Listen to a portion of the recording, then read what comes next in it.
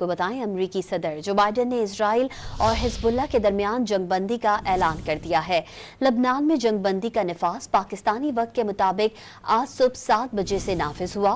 معاہدے کے مطابق اسرائیل لبنان کے جنوبی علاقے سے 60 روز کے اندر اپنی تمام فوج کا انخلا مکمل کرے گا۔ اس علاقے میں لبنانی آرمی اور سیکیورٹی فورسز تعینات ہوں گی۔ معاہدے کے مطابق لبنان میں کوئی امریکی فوج تعینات نہیں ہوگی۔ امریکی صدر کے اعلان سے قبل اسرائیلی کابینہ لبنان جنگ بندی معاہدے کی منظوری دی۔ لبنان کے وزیر اعظم نے اس معاہدے کا خیر مقدم کیا ہے۔ کو بتائیں امریکی صدر جو بائیڈن نے اسرائیل اور حزب اللہ کے درمیان جنگ بندی کا اعلان کر دیا ہے۔ لبنان میں جنگ بندی کا نفاذ پاکستانی وقت کے مطابق آج صبح 7 بجے سے نافذ ہوا۔ معاہدے کے مطابق اسرائیل لبنان کے جنوبی علاقے سے 60 روز کے اندر اپنی تمام فوج کا انخلا مکمل کرے گا۔